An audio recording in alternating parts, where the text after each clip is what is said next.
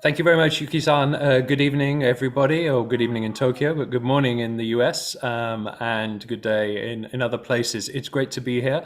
I'm Michael Peel. I'm the executive editor of Nikkei Asia, and will moderate this very stimulating discussion with three very distinguished panelists who will talk about Asia's flashpoints, regional security threats, and solutions.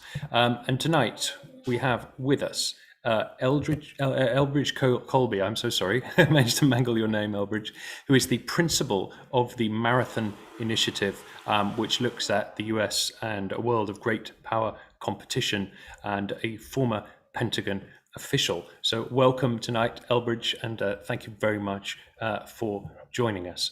We have also tonight Ken Moriyasu, who is the diplomatic editor of Nikkei Asia, and a former United States correspondent in New York. He worked until earlier this year in the Nikkei Asia Bureau, heading the bureau there for Nikkei Asia, and has particular interest in great power competition. And thirdly, we have Valérie Nikkei, who is the head of the Asia department at the Foundation for Strategic Research, and is focused particularly on strategy, defense, and politics in Asia, with particular attention, as you would expect, to China. So welcome, Valérie, and thank you very much to all of you for joining us today. So big subject. We're going to speak in a tight hour, so I'd love to get a free-flowing discussion. So please feel free to chime in and agree with each other, disagree with each other, pose your own questions. What I'd like to do to start off with is just ask a pretty broad question to each of the panelists, just to get the conversation going. And I'd like to start with you, please, Elbridge Colby. And my question to you is this. There are plenty of highly publicized security flashpoints in Asia, but also some that get less attention. How would you rank the well-known tensions in terms of threat levels, and what are the lesser-known problems that people should be focusing more on? Well, great. Well, thank you, Michael. Thank you to Nikkei for the invitation, and great to be on with my good friend Ken and Valérie as well for this important discussion. Look, I think the one that's getting the most attention today is by far the most dangerous and consequential, which is Taiwan. And I think there is a very serious possibility of a major conflict regarding Taiwan. Perhaps one of the biggest lessons from the Ukraine conflict is that, these sort of half measures, ultimately a power like Russia, and I think it stands to reason one like China would decide that a major and decisive military action is the only way to resolve the issues. There are other significant ones. I mean, the Korean peninsula has been relatively dormant in the last few years, but that could flare up again. There have been missile tests, and there's been rumors of a nuclear test. China's activities beyond Taiwan, I would say, as a flashpoint, as a serious military engagement, are less likely, or if they happened, would be more likely to be contained even in the South China Sea because of the difficulties of projecting power outwards. So China would first need to secure Taiwan before it could certainly hope to in the South Pacific, although there are diplomatic engagements there.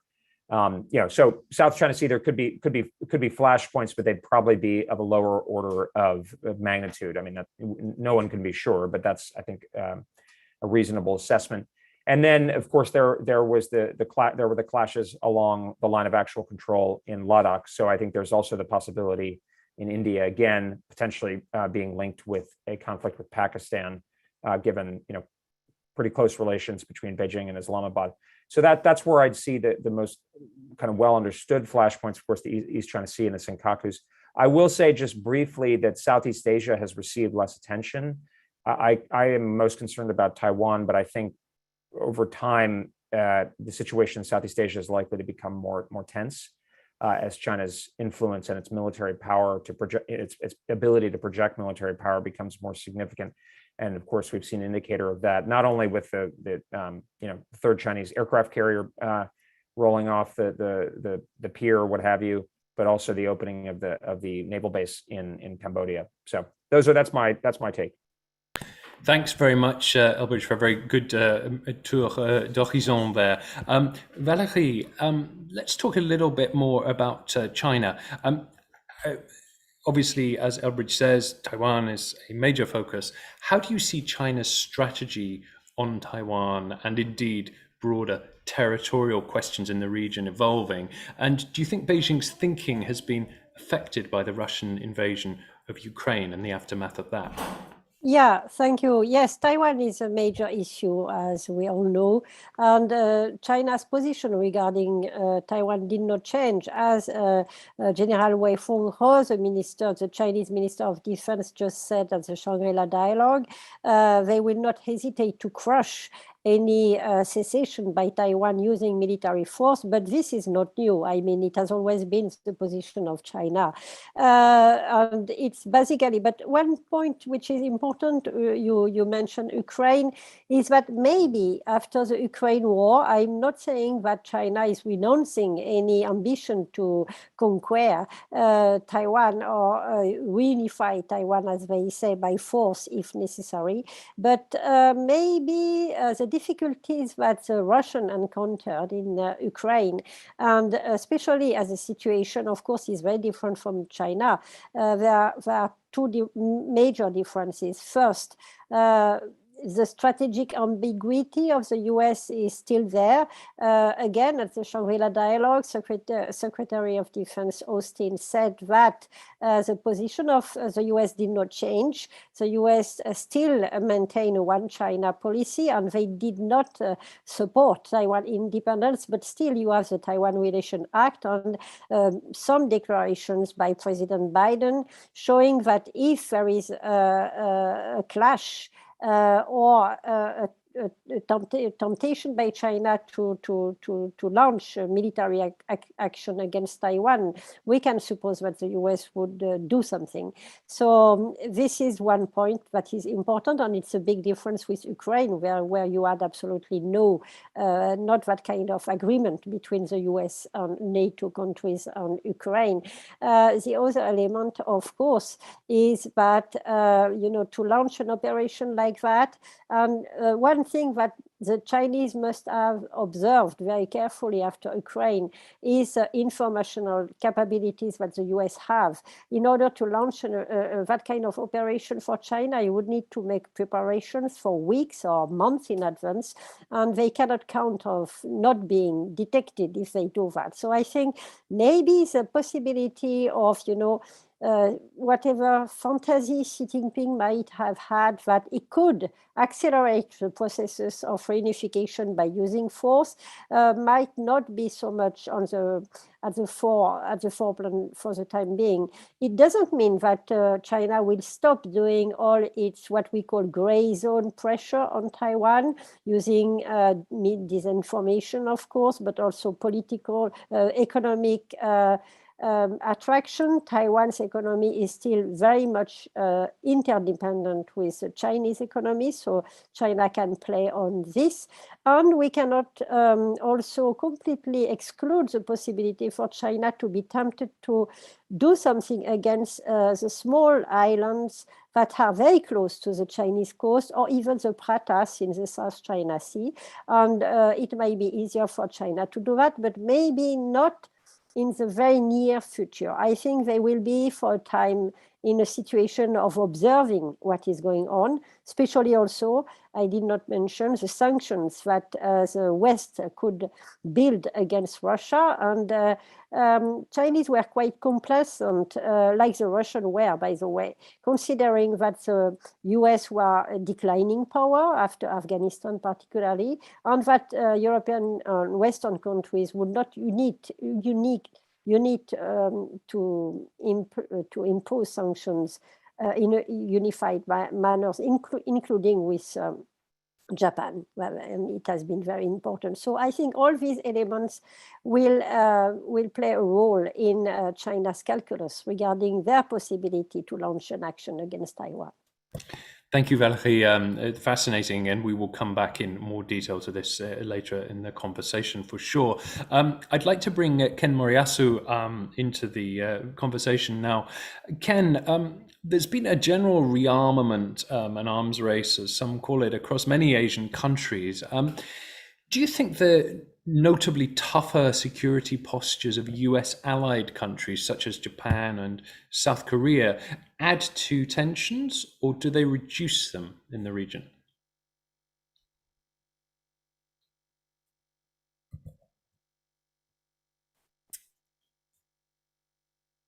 Ken? Have we lost Ken for a moment? Okay, let's move on. We'll Can you come. hear me? Yes, we can now.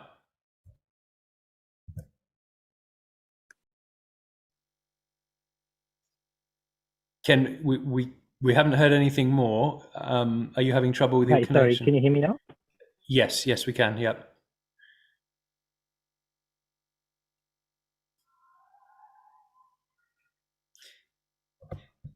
Ken, I'm so sorry, but we've only just heard you saying, can we hear you, but nothing else, unless other panelists can hear.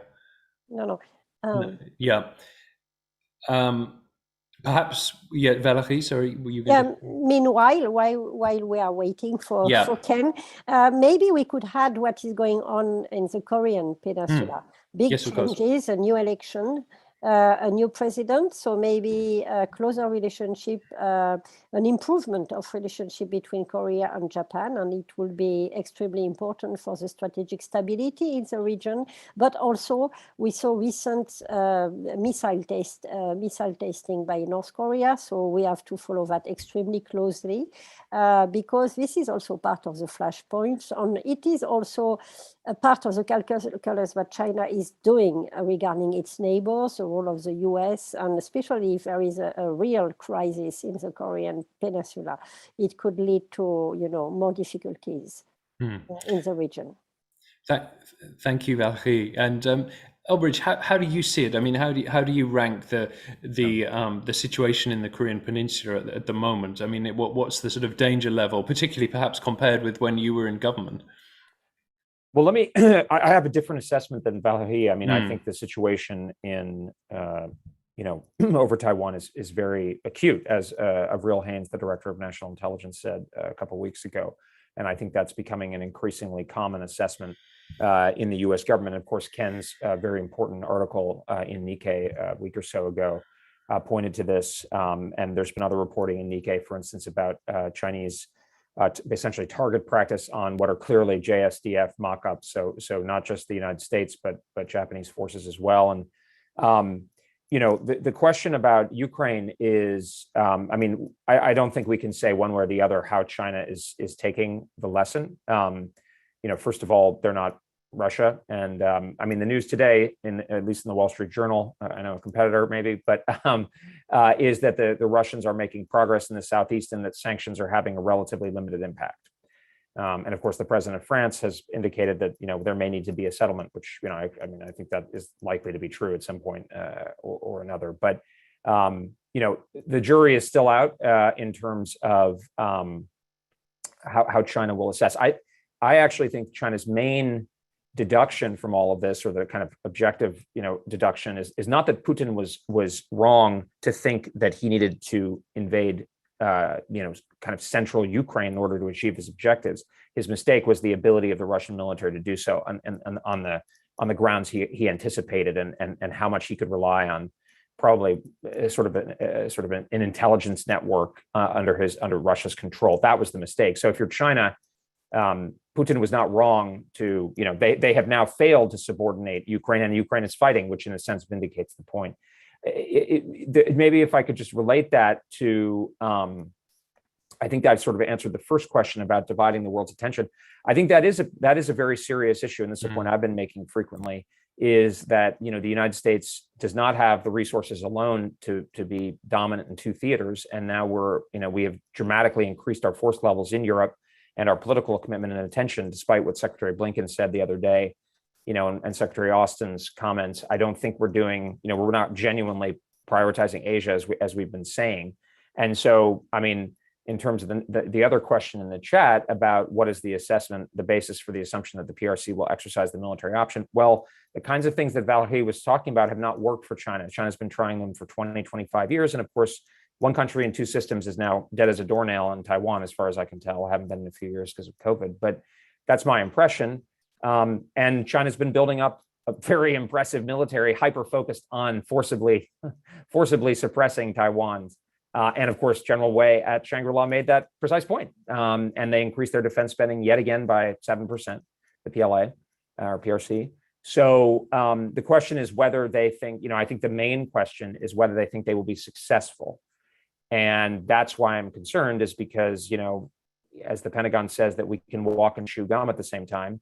China's building, as Admiral Aquilino said, the largest military buildup, peacetime military buildup in history, or at least for many generations. So that's what I'm worried about. The Korean Peninsula, there are serious potential clash between U.S. and Chinese interests on the peninsula, but I think to get to that point involves a series of probably bad decisions, including by Washington.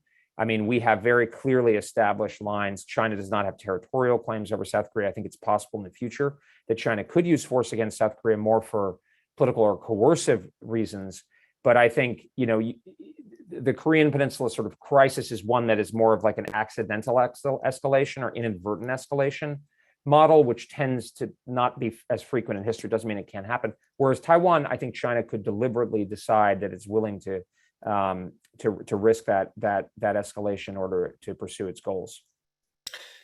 Thanks, Elbridge. And I believe we have Ken back now, which is great news. So no problem. So Ken, perhaps I could just ask you as a follow-on to the discussion while you were away, which is clearly, thinking in Japan is shifting at a government level. The attitude to Russia on the Northern Territories, and also some of the operations of U.S. ships, which you've written about. Some of the types of ships being stationed there. How important a shift is this? Do you think by Japan, and how big will the implications be for the regional security picture, and what will they be? Right. So I think the situation in Ukraine has made it very easy, much more easier for Japan to take a decision. And I think what is happening in NATO, the unity in NATO, is like a model for what's going to happen in the Indo-Pacific. I think if you look at China, their best case scenario, the best strategy, as Abridge always would say, is to fight without winning. And I think the game plan for China is to show those countries in Asia on the fence that maybe China's hard power in the region is so superior that it's better to be on China's side before it's too late.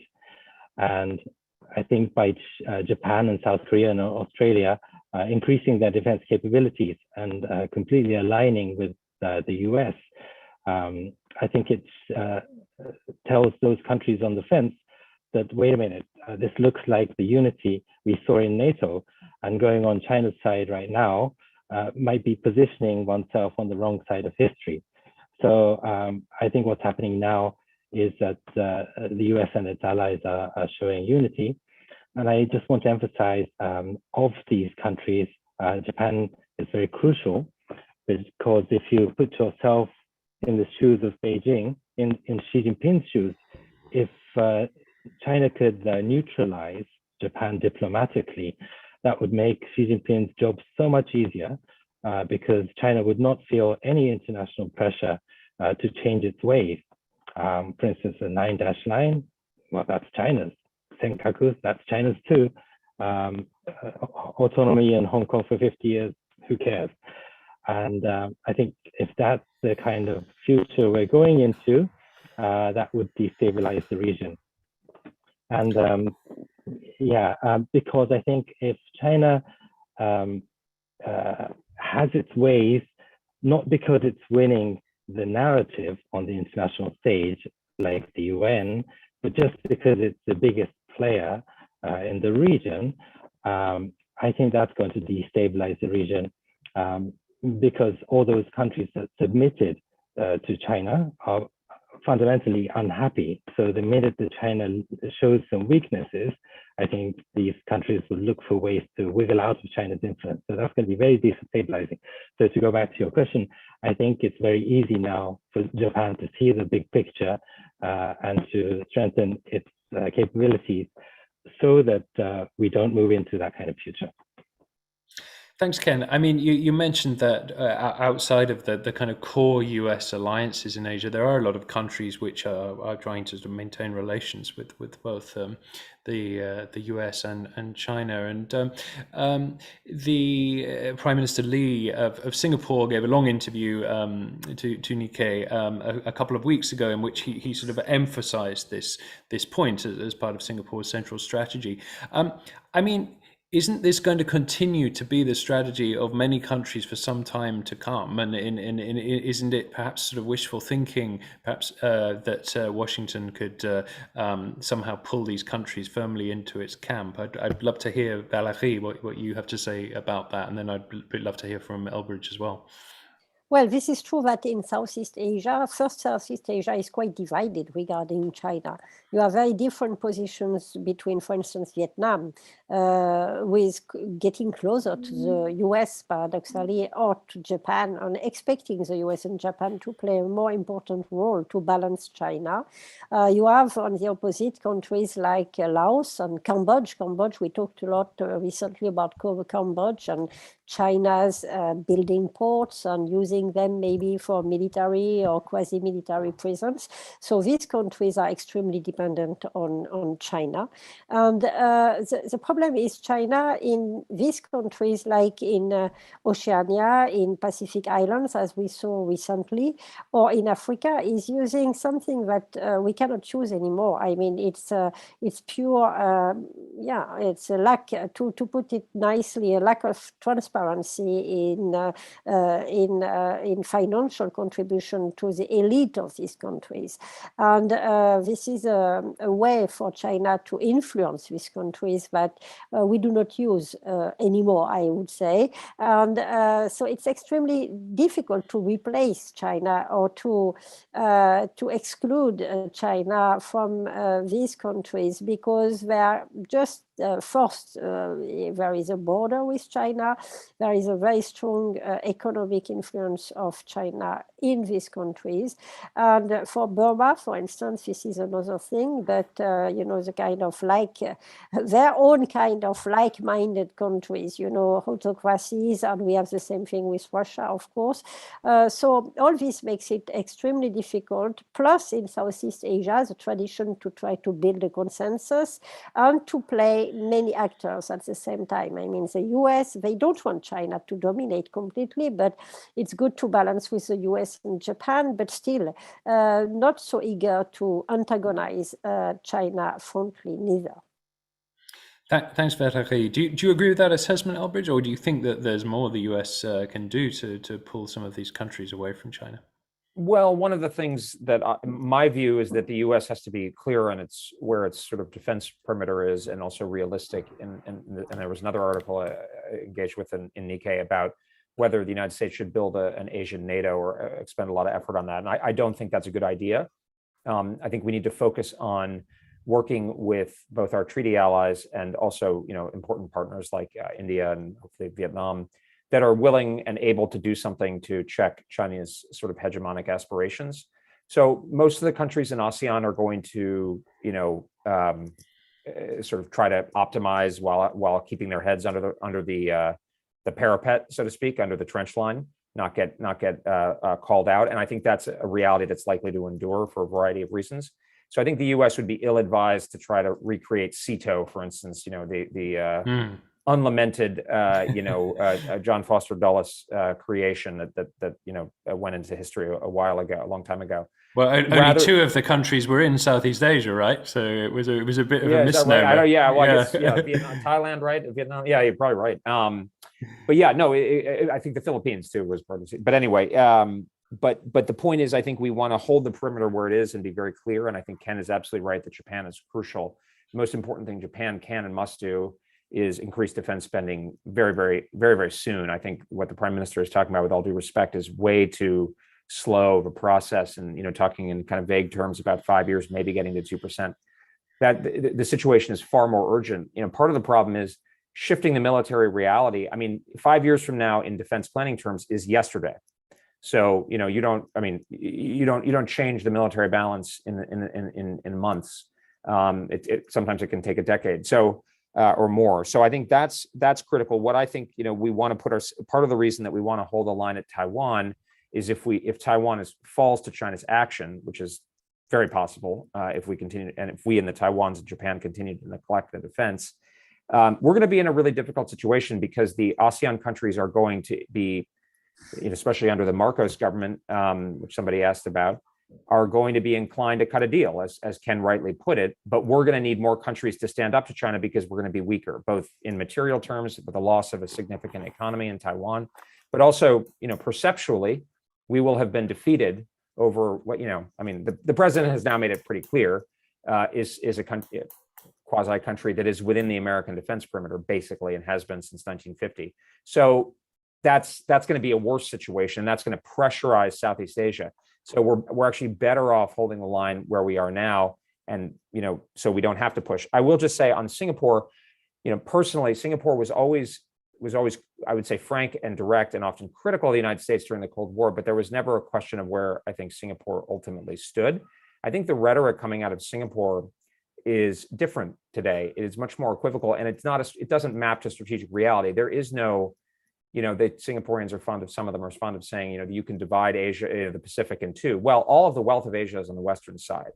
So we're going to have to do some tough and difficult things that the Singaporeans are criticizing us for doing in order to maintain the balance of power. And I think that's a point that Lee Kuan Yew would have understood very well, even if he might have been critical on us. And I would hope that Singapore would get back in touch with that fundamental, very realistic reality that's so typical of Lee Kuan Yew's thinking.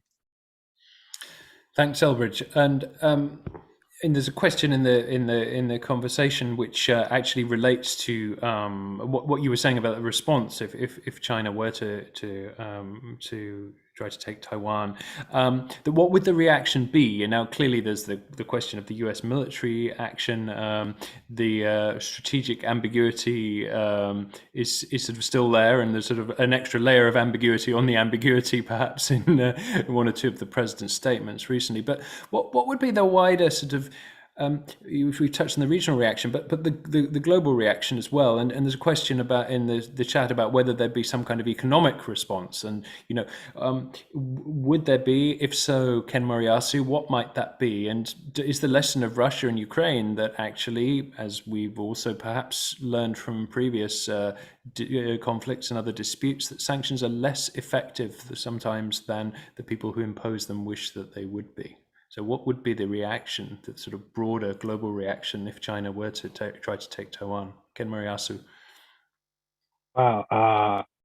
Well, I defer to Bridge on this, but if China were to invade Taiwan, I think it wouldn't be like just related to what would the economic response be, or sanctions will be. Like everybody would be cutting diplomatic ties with China. Wouldn't it be like total chaos? That's my initial reaction. Bridge, what do you think?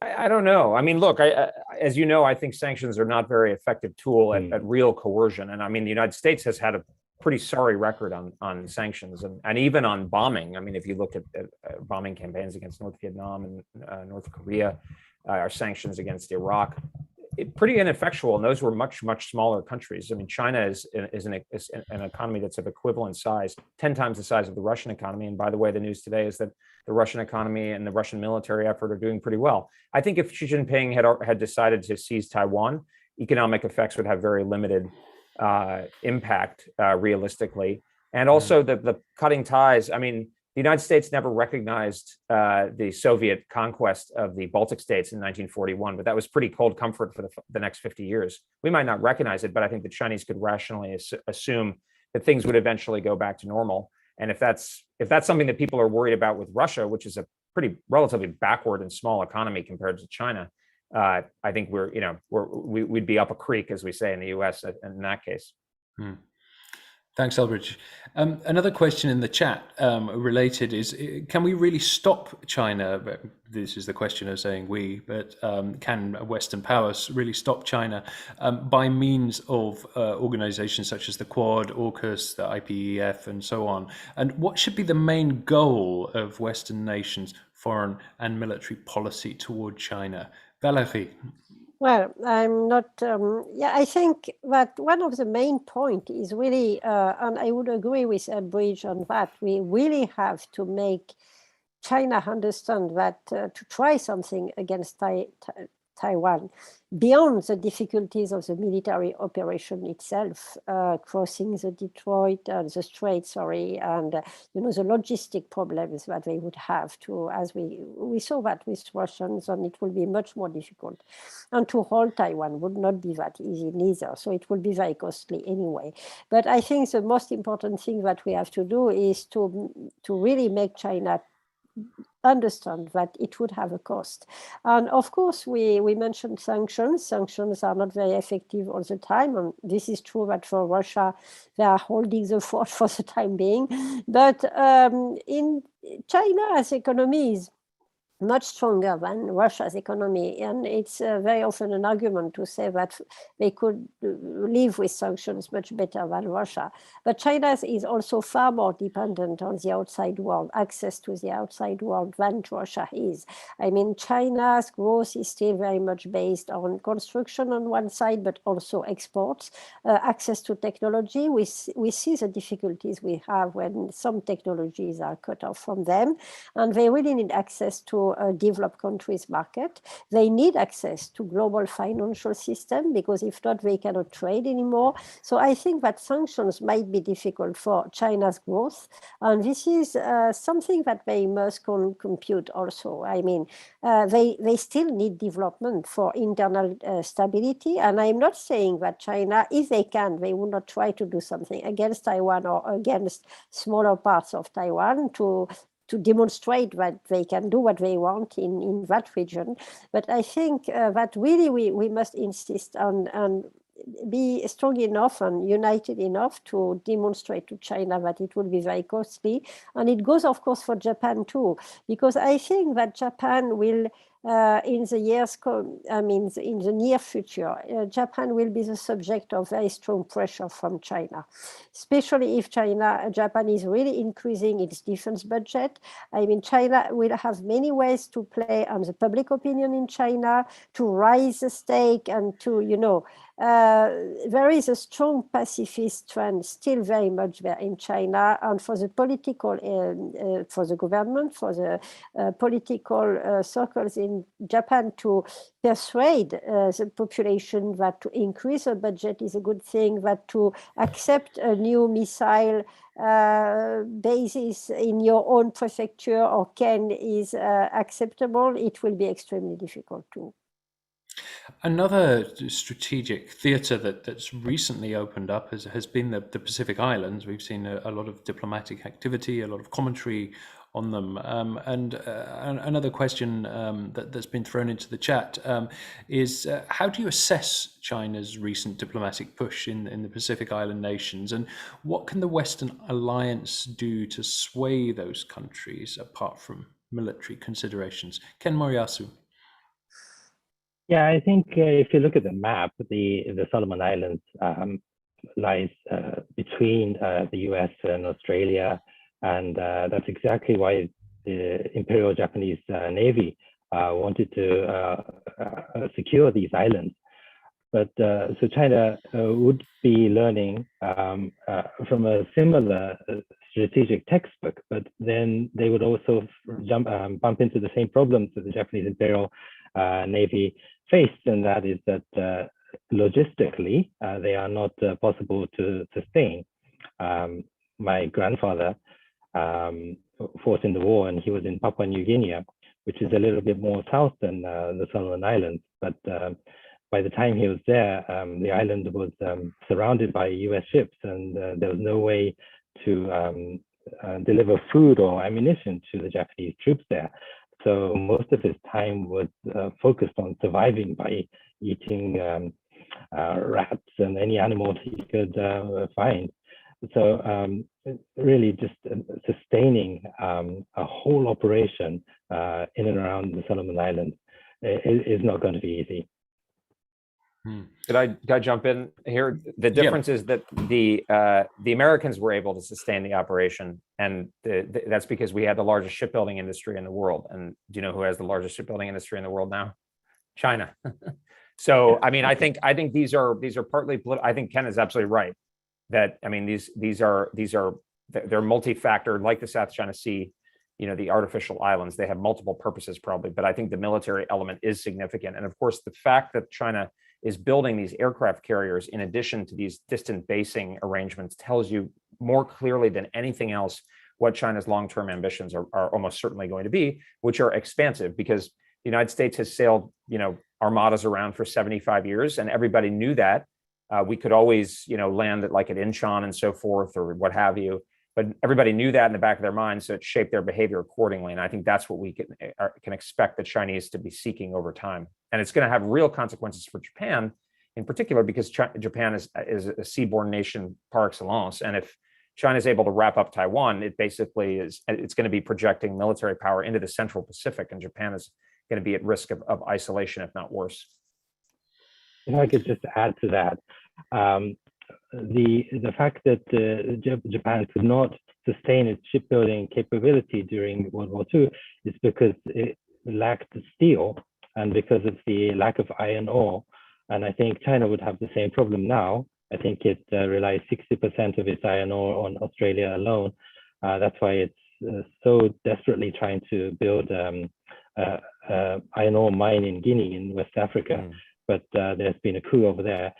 So if China cannot secure the iron ore from Australia in a contingency, I think that's going to choke up China's shipbuilding capability too. I think that's right, except the one thing, and I think this is relevant to Valérie's point, is China has dependencies and vulnerabilities, but so do we, right? And it's hard to say who is more vulnerable, but China, being one of the largest economies in the world, and an enormously large country with huge land borders and so forth, it's going to have alternative bases for sourcing these things. Of course, if we go back to the World War II example, the term ersatz, which is now entered English, it comes from the German term ersatz gasoline and other things where you can create. So, I mean, iron ore is a critical thing, but there are other sources in the world.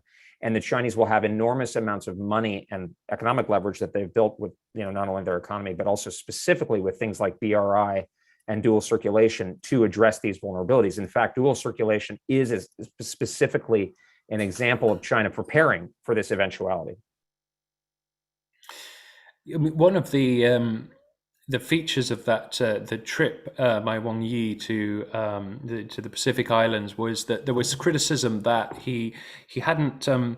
He didn't differentiate enough between the nations, and it was a kind of one-size-fits-all policy that China was proposing, whereas of course there are quite significant disagreements between individual countries. And was there a sense in which, on its own terms, that trip sort of backfired a little bit, and that perhaps showed a sort of strategic vulnerability in China's approach, that it's not differentiating enough between the needs and desires of some of the smaller countries it's trying to bring into its camp in whatever way? Valérie? Well, I think that like in many cases, China is, when China becomes overconfident, as they could be in the Pacific Islands countries, because these countries have been, to put it bluntly, quite abandoned by the West. So China was a good way to get money and some investments, and so China filled a void, and they became quite overconfident. And by becoming overconfident, maybe they didn't pay enough attention to, as you say, the differences between countries, and coming with a devised plan that they wanted just the countries to sign. So this is what led to a backlash. And also, this is also what led to a backlash was also because suddenly the US and Australia rediscovered, in a way, the importance of these countries, and came also with other proposals, to be honest. And so I think that played a role, of course, in the decision they made. I mean, it was not a complete loss for China. They signed a lot of agreements, economic cooperation and so on, but it was kind of humiliating for Wang Yi to go there, not to be able to demonstrate that China can just decide what they want to do. But that kind of backlashes you see not only there, but in other places too. And especially what is interesting is the evolution of position of Europe, the European Union including, regarding China. It's much more suspicious than it used to be. The idea that China is only an opportunity and you can work with China, no questions asked, it's not there anymore. And of course, I mean, Indo-Pacific strategy from Europe has its limitation. We all know that. It will never replace any powers like the US. But still, it's important that even in Europe, look at what is going on in the Baltic state, Czech, and 16 plus 1 countries is, you know, many are reconsidering. And this is also related to the fact that, including like in BRI, what this country basically want from China is money. And the most important instrument of soft power for China is the capability they have to invest. But China is also feeling some difficulties at home. We saw the zero COVID, growth is not so big. There are a lot of expectations from the Chinese people itself in terms of growth and development. And so the situation for China, of course, we have to be extremely careful and follow what they are doing. But their choices is not maybe as large as they used to be, and partly because of Xi Jinping. So in a way, Xi Jinping acted as a révélateur, we say in French, I mean, to reveal the nature of the Chinese power, a very assertive, very aggressive, and it led to backlashes in many places. Thanks, if I could just add, yeah, I think we look at some of China's failures on the Wang Yi's failures in the Pacific Islands, and we kind of feel assured that perhaps China's strategy isn't going as well. But you have to give it to China for being very strategic, not just in the Pacific Islands, but all over the world. Next Monday in the Horn of Africa, China is going to host something called the Horn of Africa Peace Conference, gathering all the countries in that region to try to create stability.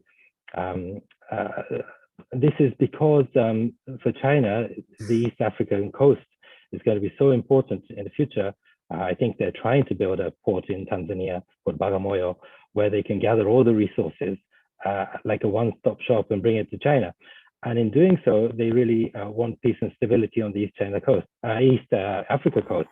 So they're kind of ditching their long-term non-interference policy and trying to go in to try to install stability in the Horn of Africa. So there are subtle differences happening, and the West really shouldn't dismiss China's failures in the Solomon Islands, the Pacific Islands this time, as to say China's overall strategy is failing. Well, and I think perhaps another sort of relevant point that links two things we discussed there, which is the Western response in the Pacific Islands and the Western response on infrastructure building. They've both come very late. They've been reactive. They've been in response to a strategy that China was already unrolling, and the Western powers were basically scrambling to catch up. And there's clearly a kind of, it seems to me, at least, especially having reported on the European beat from Brussels, there's a kind of lack of imagination and anticipation about how things are going to unfold strategically and what China's going to do, and that does seem to be a sort of recurring weakness in a lot of Western policy. Now, we've got about 15 minutes left. I'd like to just take a step back at this point and look at the elephant in the room, which is that in this discussion on Asian security, we haven't mentioned the second most populous country in the world, which is India. And this is something we really should talk about. And perhaps we could jump off with this question. Clearly, Western powers were, and to some degree still are, putting pressure on India to take a tougher line against Moscow. But a common critique that we heard from the Indian side was, well, look, it's all very well you guys asking us to do this, but we have our own massive border problem with Chinese troops, and we didn't hear you making a big fuss about that. So don't, if you're not going to take an interest in us over that, then don't come and expect us to be interested in what's going on in Europe. Elbridge Colby, is that a fair criticism? Well, thanks, Michael. First off, I want to address a point in the chat that I think is relevant and on this exact point, but that I think has been prevalent in the conversation, which is we keep using the term Western. And I don't know why we're talking about the Western countries so much. The Asian countries are what matter most in this context. Also, Asia is more important than the West. I mean, if the West is construed as some kind of ideological concept, which I don't know exactly what that means, but it literally is a geographic description, and it tends to mean the transatlantic relationship. That is not the most important thing. And so to this question, my perspective is from that of the United States, which is a Asia Pacific power and indeed an Asian power, clearly for about 100 years, but certainly since the end of the Second World War. This needs to be looked at primarily through Asian lens. And Europe is a secondary theater from our own interests, and objectively, given that Asia is going to be 50% of global GDP, and it's where most of global growth is, certainly most of global population. So I personally don't like to use the term Western because it doesn't have a strategic meaning to me. There's a lot of divisions within the Western world, on political issues and so forth, and we see it between, say, France and Poland even today, or Germany and Poland. But I think we should be talking about, okay, what is happening in Asia, and it should be primarily determined by those, and is going to be primarily determined by those who live in or around the region, who are heavily engaged in the region, like the United States. I would say that's exactly the way I would look at the India situation. India is a far more important relationship for the United States than many of the concerns that are being raised. The two regional cornerstones of any plausible anti-hegemonic coalition vis-a-vis China's own domineering ambitions are Japan and India, given their size and their stature and their geography. And so I think it's crazy and kind of self-defeating to be haranguing the Indians. As a moral point and as a political point, I think what the Russians are doing in Ukraine is abominable and deserves to be condemned. But foreign policy is a matter of priorities in a tough world, and we're seeing that, of course, with the administration now going to visit Mohammed bin Salman and so forth. Reality intrudes eventually. India faces a very difficult situation. The Europeans were nowhere to be found on the Ladakh issue. We and the Europeans as well have not been particularly supportive of the Indians over the years on the Pakistan and jihadi terrorism issue. I'm not making a moral point, but I'm just saying we need India to be strong and powerful, and we need it to husband its power and significance. And as Foreign Minister Jaishankar has said, India has a different set of interests and a different perspective. So I think, our point, the idea of sanctioning the Indians is ludicrous and should be laughed out of court, in my view. Rather, we should be, and by the same token, by the way, the major factor that's going to affect the resolution of the Ukraine issue is going to be in Europe, is going to be the fighting prowess of the Ukrainians and how much military support is provided to Ukrainians, which should be primarily provided by the Europeans themselves. This is not going to be sustainable where the United States is the primary financial contributor to the Ukraine fight, which is currently the case. The Wall Street Journal op-ed page pointed this out today.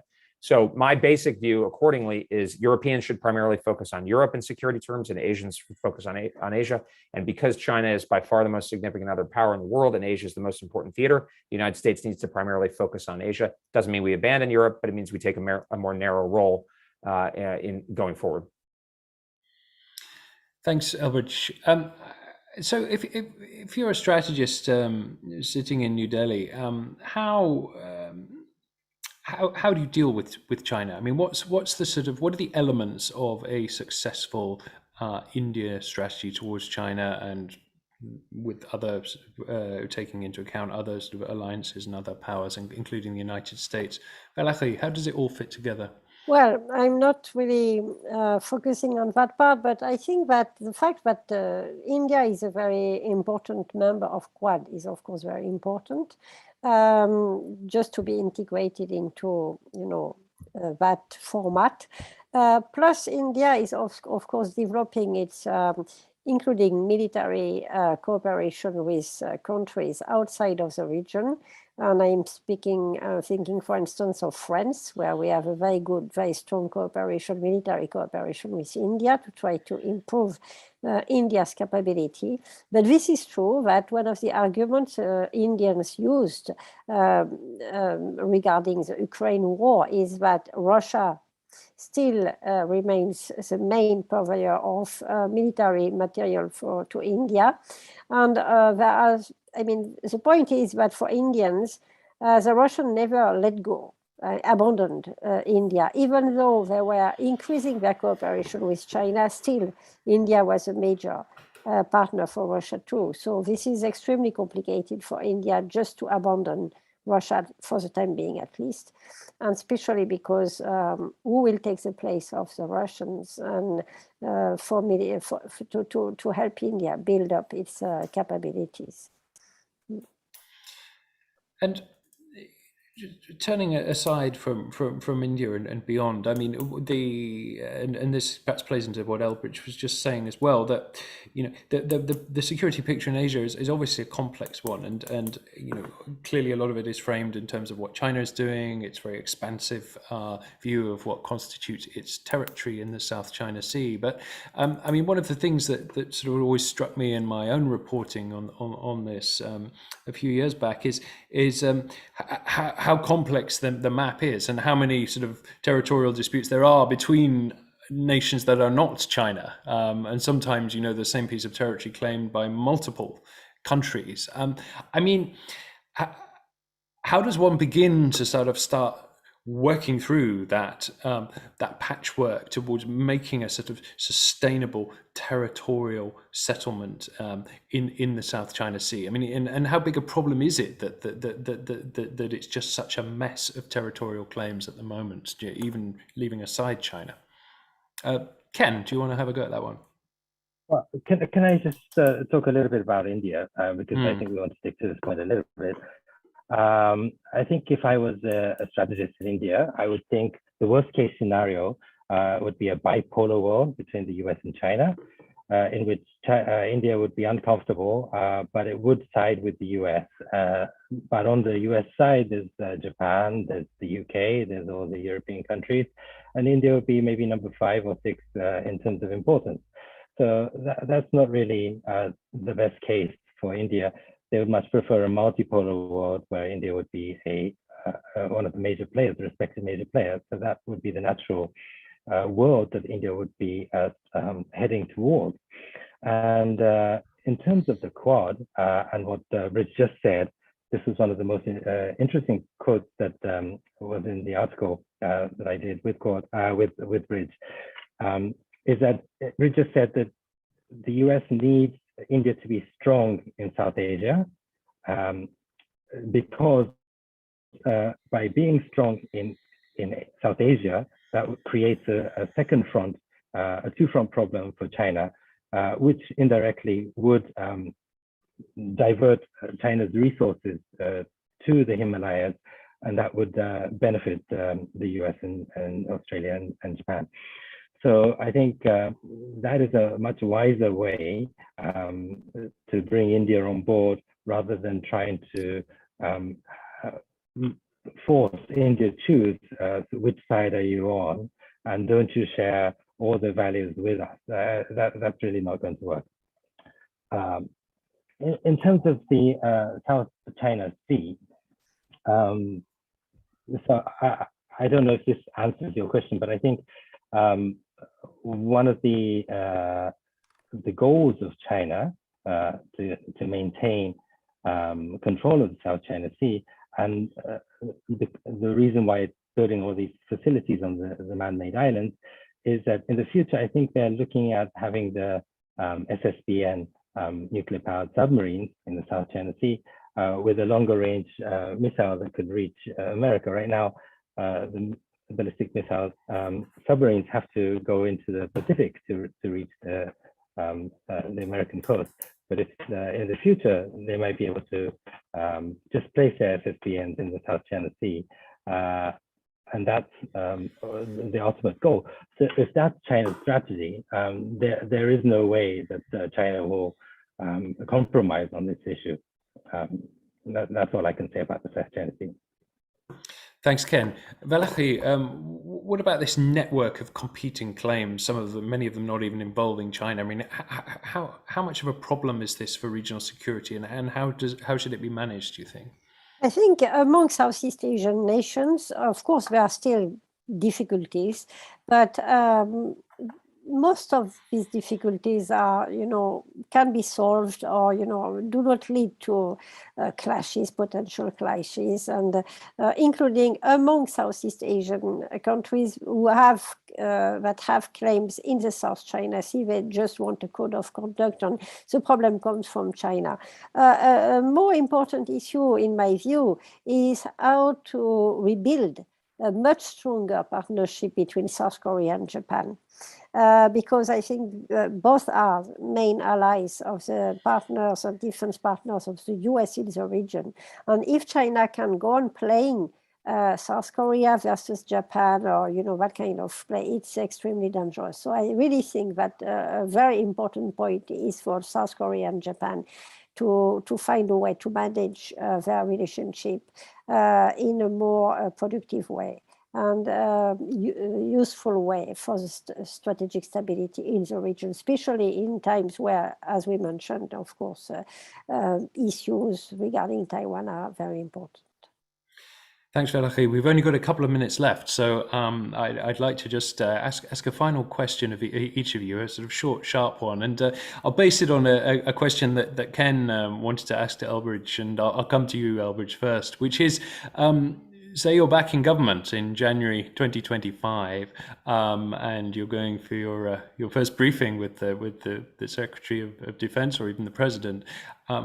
What's your number one idea and ask? China, China, China. Everything's got to be about China, and every conversation that happens is about China. And if we're at that point and there hasn't been a war already, where are we on Taiwan? And every day, the president or the Secretary of Defense should have a briefing. Are we where we need to be? And if somebody's not answering that question, you kick them out of the office and you say, come back to me. Oh, you're dealing with the Middle East or even Europe or something. We'll get to you. It's not that you're not important, but strategy is about not strategy. I mean, I'm not a political expert, but my distinct impression is that Republican voters, for sure, and Americans in general, understand that China is the priority challenge, and we're not acting that way. And I think any future Republican president should, and I think would.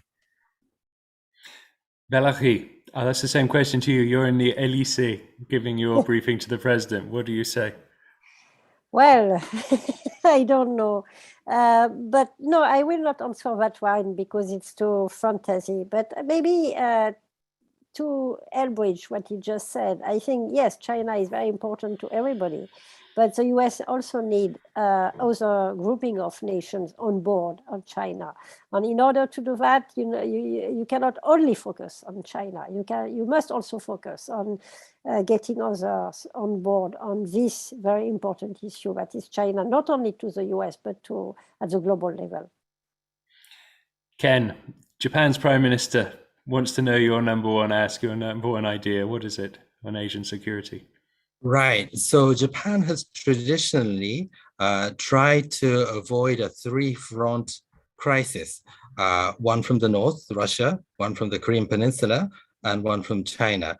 And it's always succeeded in doing that. Right now, all three of them are threats. And during the Abe years, he pursued diplomacy with Russia, although many people felt very uncomfortable with it, but it kind of fit the textbook of trying to reduce one of the threats. And now that Russia is really on the other side of the spectrum, the battle, Russia is clearly a threat. So if I was an advisor, I would look at these three threats, and we'd have to choose which one of them to reduce or try to make a breakthrough with. And I would look at the three leaders right now, Putin, Xi Jinping, and Kim Jong-un. And I would say to the Prime Minister, Putin and Xi are weak. Putin is especially weak. So he would be in no position to negotiate the return of the Northern Territories. He would look weak, and that could really be the end of him. But I don't think Xi Jinping is very strong either. And I don't think he is in a position to make any compromises with Japan right now. That leaves Kim Jong-un, which I think is in the strongest position of those three to make some kind of deal. So for the Japanese side, the big deal is the abduction issue. His father admitted and apologized that North Korea in the 1970s and 80s kidnapped Japanese people and returned just a handful of them. If his son could also disclose the information about these abductees and return them, then I think there would be a breakthrough. So that would be my advice, to go down try to make something with North Korea and focus all our attention on China. Just ignore Russia. Don't spend any diplomatic capital to try to negotiate with Russia, because there's nothing there. You heard it here first. Thank you very much. It's gone midnight in Tokyo, so it's time to wrap up. And a big thanks to our panelists, Elbridge Colby, Valerie Nikkei, and Ken Moriyasu. And a big thanks also to all of you who've tuned in for your interest and all of your great questions. And we'll have another webinar for your delight sooner rather than later, we hope. And thanks for joining us again. And we look forward to seeing you at the next one. For now, good night from Tokyo, and have a great day or evening wherever you are. Thank you. Good night. Good night. Good night. Thank you.